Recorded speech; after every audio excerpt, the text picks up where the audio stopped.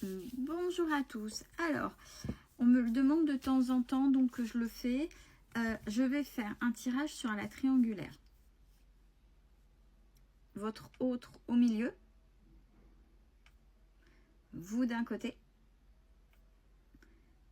La concurrence de l'autre. Je spécifierai. Alors, votre autre n'écoute personne. En ce moment, il ou elle fait le sourd. Vous, on a la carte, la fusion des sentiments, donc vous l'aimez et il ou elle vous aime.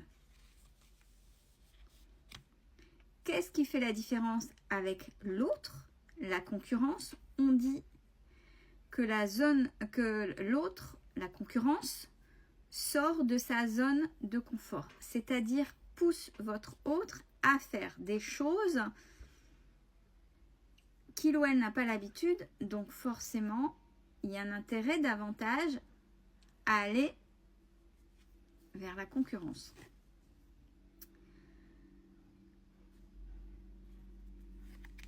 Entre vous et l'autre, votre autre, on appelle ça la relation sauveur-sauvé. J'ai la carte de la relation sauveur-sauvé. Vous vous oubliez. Dans cette relation, vous vous oubliez. Vous portez l'autre. Entre l'autre et la concurrence, entre eux, il y a des attentes différentes. Donc, il y a peut-être des divergences. Il y a peut-être des disputes. Vous concernant avec l'autre, vous êtes dans des schémas répétitifs, mais on vous dit que chacun a sa responsabilité émotionnelle. On ne culpabilise pas, même si c'est toujours la même manière de fonctionner. Vous avez votre responsabilité émotionnelle, l'autre a sa responsabilité émotionnelle. Entre l'autre et la concurrence, au milieu, va s'insérer une nouvelle rencontre.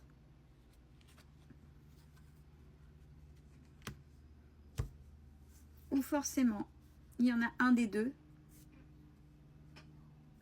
avec la carte de libère-toi de la cage qui s'ouvre, qui va amener une cassure. Et donc,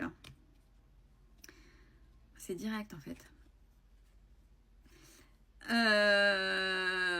Donc, une cassure entre l'autre et la concurrence. De votre côté, on parle d'une relation discrète, secrète. Forcément, l'autre et la concurrence, comme il y aura rupture, il y aura fuite forcément à un moment donné. Et l'autre aurait besoin d'aide pour pointer, pour avancer. Bon, ceci étant dit, j'ai souvent en privé, oui, mais il ou elle n'est pas prêt ou ne veut pas travailler sur lui ou sur elle. Après, à vous, dans ces cas-là, de vous prioriser. C'est toujours compliqué, surtout quand on a quelqu'un dans la peau et il y a un moyen de fonctionnement. On a eu la carte du schéma répétitif, oui, et même si vous l'aimez de tout votre cœur, il y a quelque chose. S'il y a un schéma répétitif, il faut essayer de casser ce schéma pour qu'il y ait quelque chose qui va au-delà de cette relation discrète et secrète. Et qu'est-ce que vous valez? Justement, de votre côté, il y a la fuite d'une relation. C'est pour ça que ça reste discret. Cette personne ne veut pas s'engager, et entre l'autre et la concurrence, de toute façon, il y a des blocages. Votre autre et la concurrence, c'est une relation karmique. Ils sont en train, dans leur façon de fonctionner, votre autre, comme la concurrence, sont en train de se montrer des choses à travailler, des choses à modifier par des expériences qui leur est propres, mais de toute façon, il y a quelqu'un qui va s'insérer déjà entre eux deux. Pour vous et votre autre, on parle de changement positif dans une relation existante. Ça veut dire qu'il peut y avoir des choses forcément qui vont changer, surtout s'il y a rupture. Mais si vous voulez que ça prenne un autre détour, si vous voulez que ça avance autrement, il y a quelque chose à changer. Vous avez de la valeur. Vous brillez. Vous méritez. Vous méritez qu'il y ait quelqu'un qui fasse attention à vous. Vous méritez qu'il y ait quelqu'un qui vous chouchoute. Donc, sortez de cette relation sauveur-sauvé. Sauveur-sauvé, l'autre est sur son piédestal et vous êtes dans le bas. Rééquilibrez, arrêtez, mettez l'autre face à ses responsabilités. Positionnez-vous, arrêtez de le ou la porter. C'est pour ça, et c'est tout confort en même temps pour l'autre. Pensez à vous.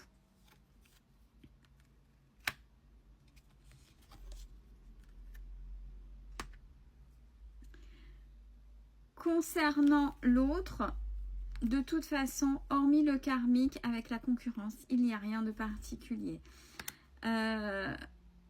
Il ou elle pourrait se transformer suite à cette fameuse rupture avec la concurrence. Entre vous et l'autre, on a adieu la routine. Adieu la routine. Donc il y a quand même des changements si vous conscientisez qu'il faut changer quelque chose. Parce que pour l'instant, il y a pause émotionnelle et relationnelle. Donc vous êtes peut-être seul. Et oui, puis vous avez le trouillomètre à 0. Parce que vous savez, puisque vous c'est discret, que votre autre est avec la concurrence. Et il y a pas mal de peurs. Et ce sont ces peurs qui prennent le dessus.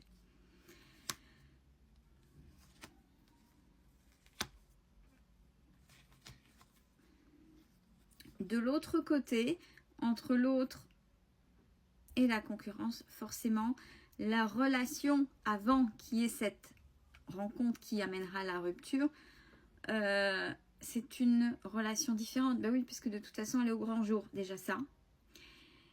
Et il y a une manière de faire, parce que j'ai l'organisation et en même temps, ça résonne comme manipulation.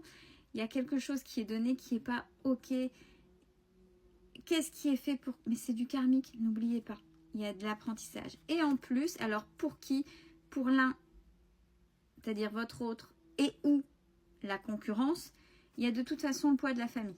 Il y a le poids de la famille qui est là, par leurs histoires passées. Votre autre est vu comme une personne, en définitive, malgré vous d'un côté et la concurrence de l'autre, comme une personne seule en fait. Il ou elle est accompagnée dans la vie, mais en fait est terriblement au fond de lui ou au fond d'elle, seule. Bon, il ou elle pourrait être tenu avec la concurrence. Il y a des blocages matériels et financiers. On vous conseille, vous, pour l'instant, de vous éloigner. Arrêtez de vous faire du mal. Faites des choses qui vous font plaisir. Et essayez de trouver la télécommande pour sortir de l'auto-sabotage. Parce que là, vous êtes en train de vous faire du mal par vos pensées. Ouais. Et en même temps, fuite émotionnelle. Même si l'autre sait que vous l'aimez, qu'il en profite, il y a des choses qui ne sont pas OK. Et vous fuyez un peu vos émotions, vous essayez de les enterrer, c'est pas bon. Il faut pouvoir le dire, il faut pouvoir le faire. Et si ça vous fait mal, à un moment donné, il faut peut-être dire à l'autre, écoute, pour l'instant, vis ton truc avec la concurrence, lui ou elle, peu importe. Mais fiche-moi la paix, oublie-moi. Là, j'ai besoin d'une pause. Là, c'est bon, j'en ai marre de souffrir et j'en ai marre de tes conneries et j'en ai marre de tout ça. J'en ai marre, fiche-moi la paix. J'ai besoin d'être là, j'ai besoin d'être présent ou présente pour moi. C'est ça qu'on vous conseille pour vous ménager. Parce qu'il y a beaucoup de tristesse chez vous et en vous. Et peut-être qu'à ce moment-là, les choses bougeront. Mais il faut savoir vous prioriser. Belle fin de journée à tous.